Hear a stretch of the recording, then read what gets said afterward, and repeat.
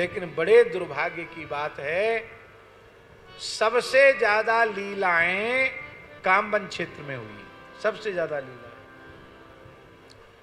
और आपको सुनकर बड़ी पीड़ा होगी, 80% लीलाओं के स्थल लुप्त हो चुके हैं। कैसे हो गए? जहां जहां हमारे प्राचीन तीर्थ हैं, वहां षड्यंत्र पूर्वक म्लेच्छ बस गए।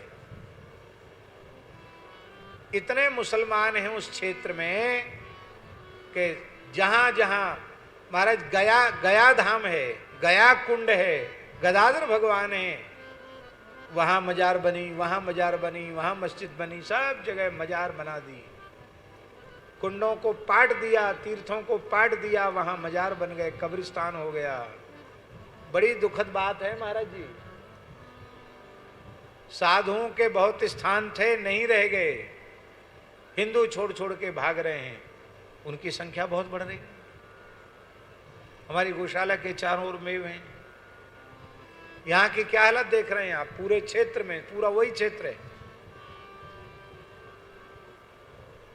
सब तीर्थ घिरे हुए हैं और हिंदू असंगठित है। स्वामी जी, हिंदुओं की सबसे बड़ी कमजोरी, हिंदुओं की सबसे बड़ी कमजोरी है, इनमें शत्रुबोध बिल्कुल नहीं है। शत्रुबोध समझते हैं? नहीं समझते। आप समझ लो कि अमुक व्यक्ति हमारा कभी भला करेगा नहीं, ये हमारा दुश्मन है, मरते मर जाए पर हमारा बुरा ही चाहेगा, बुरा ही करेगा, तो आप उससे सावधान रहोगे कि नहीं रहोगे? कि उसके घर में भोजन करोगे, कि उसको चूमोगे, चाटोगे, क्या करोगे उसका? जब आपको पक्का पता चल गया कि किसी भी कीमत पर ये हमारा भला करने वाला नहीं, तो आप सावधान हो जाओगे। पर इतने तीर्थ, इतने मठ मंदिर, इतनी मूर्तियां नष्ट की, इतने गोवंश का संहार किया, फिर भी हम उनको अपना मित्र बनाए बैठे हैं। हमारे में शत्रुबोध होता तो देश की स्वतंत्रता के बाद ये थोथी धर्मनिरपेक्षता का दंभ हम नहीं भरते।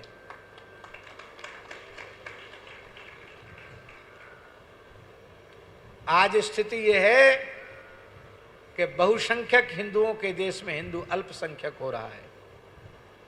हिंदुओं के बच्चे ब्याह ही नहीं करना चाहते हैं। अब एक परंपरा ये चल पड़ी कि ब्याह मत करो, बच्चे भी मत करो, व्यभिचार में प्रवृत्त रहो और ऐसे ही जीवन का आनंद लो। आनंद नहीं, ये नरक है।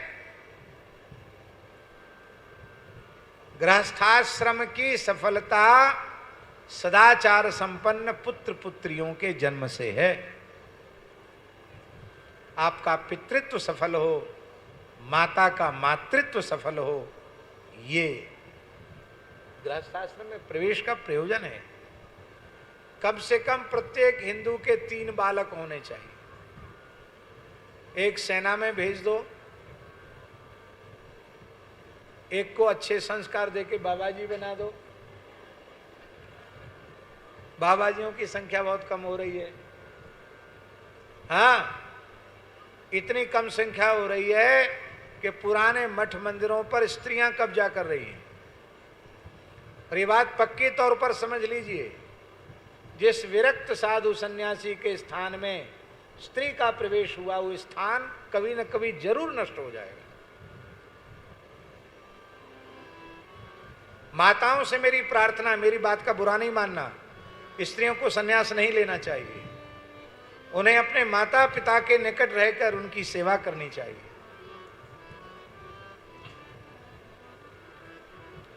पुरुष और स्त्री एक स्थल पर एक साथ रहेंगे तो उनका जीवन पवित्र नहीं रह सकता है। किसी एक का रह जाएगा, दूसरे का नहीं रहेगा। इसलिए माताओं को अपने परिवार में रहकर भजन करना चाहिए और विरक्तों को, सन्यासियों को, महात्माओं को जो पुरानी वैराग्य की, साधुता की रेख टेक है, उसी रेख टेक में रहना चाहिए, उसी में जीना चाहिए, उसी में लाभ। संत श्री मलुकदास जी की एक साखी, विरक्तों के लिए अमृत संजीवनी के समान। नारी घोटी अमल की, अमली सब संसार, कोई एक साधु ऐसा ना मिला, जो संग उतरा हो पार। स्त्री का संग करके कोई साधु भव सागर से पार उतर गया हो। सिद्ध संत मलुकदास जी कहते हमने इतिहास में नहीं देखा। गृहस्थ और साधु में अंतर क्या है? गृहस्थ स्त्री संग करता है, साधु स्त्री संग का त्याग करता है, वर्जन करता है, इतना ही तो अंतर है। ये भी अंतर मिट जाए तो किस बात की साधुता है?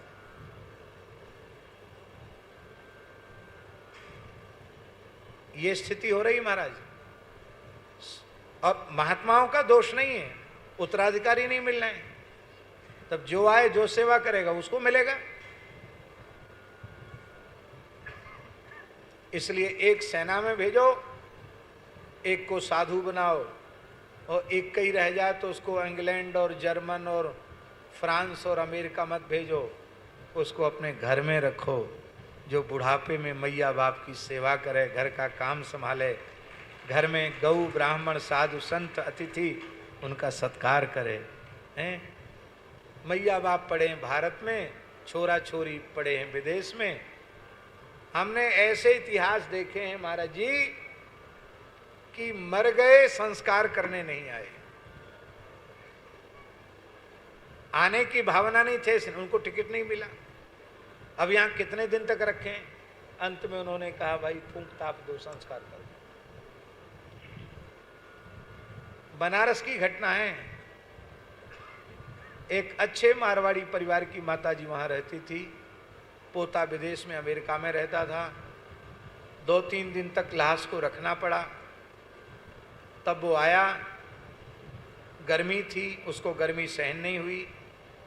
उसने कहा कि मैं तो बहुत ज़रूरी काम है, मुझे ज़्यादा दिन की अनुमति नहीं मिली है, मैं वापस जाऊंगा, 13 दिन में नहीं रुक सकता। अरे वाले तुम ही एकमात्र अकेले हो, सारा कर्म तुमको करना पड़ेगा।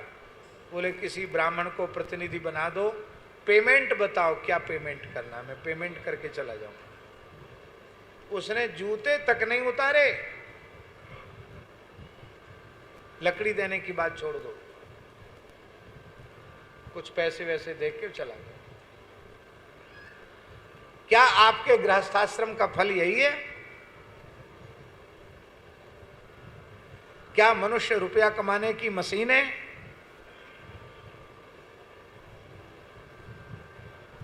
इसलिए गृहस्थाश्रम का भी एक सुख होता, उस सुख को लीजिए। माता पिता की सेवा करो। यहाँ ऐसे लोग आए हैं जो अपनी वृद्ध माता को लेकर यहाँ कथा सुनने आए हैं। हमारा मन बहुत प्रसन्न है। तीर्थ अपने माता पिता के साथ तीर्थ करने पर उसका अक्षय पुण्य हो जाता है। माता पिता की सेवा करना पुत्र का, संतान का धर्म है। हम तो 3 ही बेटा कह रहे हैं, शास्त्र तो ज्यादा की बात कह रहा है। पुराणों में लिखा यष्टव्या बहवो पुत्रा, कई पुत्रों को जन्म देना चाहिए। बहवः, 1-2 नहीं, बहवः, बहुत से पुत्रों को जन्म दो। क्यों? बोले यद्य कोपि गयाम ब्रजेत, ज्यादा पुत्र होंगे तो कोई एक तो गया चला जाएगा। हैं? नीलम वृषभमुत्सृजेत, अथवा नील वृषभ को छोड़ेगा, वृषोत्सर्ग करेगा, अथवा अश्वमेध से यजन करेगा, कुछ तो करेगा। महाराज जी, गर्भाधान के पूर्व जो श्राद्ध होता है, पिंडदान होता है, गर्भाधान संस्कार के पूर्व ही एक श्राद्ध होता है ऋतु स्नान के पश्चात। तो मध्यम पिंड को यजमान पत्नी आग्रहण करके गाय को खिलाती है। जब वह कृत्य संपन्न होता है, अब क्या करें, हम लोग पढ़ते ही नहीं, गृह सूत्र वगैरह पढ़ते नहीं, तो पता ही नहीं, न स्मृतियों को पढ़े न ग्रंथों को पढ़ने की फुर्सत किसी को नहीं। किसी को पढ़ने लिखने की फुर्सत नहीं है। आप जो बात कह रहे थे ना कि मोबाइल से सब चौपट हो गया, वही बात है। और कोई बात पूछनी तो मोबाइल से पूछ लो। और मोबाइल की सब जानकारी सही नहीं है, गलत जानकारियां भी। तो महाराज जी उसमें जब वह कृत्य संपन्न हो जाता है श्राद्ध का, तो वह विशिष्ट श्राद्ध होता है। पितरों से प्रार्थना की जाती है कि संस्कार युक्त उत्तम संतान गर्भ में आवे। तो उस समय यजमान पत्नी को कुलगुरु आशीर्वाद देता है। वहां मंत्र है, अष्टपुत्रा भवत्वंच सर्वदेव पतिव्रता। आशीर्वाद देता है कुलगुरु, अष्टपुत्रा भव, तुम 8 पुत्रों को जन्म देने वाली बनो, और सर्वदेव पतिव्रता, तुम पातिव्रत धर्म में परिनिष्ठिता बनो। यह आशीर्वाद देता है। तो बहुत बड़े बड़े तीर्थ लुप्त हो गए हैं। सरकारों का कर्तव्य है कि वे न्याय का, धर्म का पक्ष लेकर के जो प्राचीन ऐतिहासिक तीर्थ हैं जो अतिक्रमण में चले गए हैं, उनमें भेद न रखे कि किसी हिंदू ने अतिक्रमण किया है कि अन्य ने अतिक्रमण किया है। जो कोई भी अतिक्रमणकारी हो उसको तत्काल हटावे। उस तीर्थ के तीर्थत्व को सुरक्षित रखना चाहिए। श्री सीताराम प्रतिदिन सत्संग एवं दर्शन के लिए श्री महाराज जी के ऑफिशियल चैनल को जरूर सब्सक्राइब करें।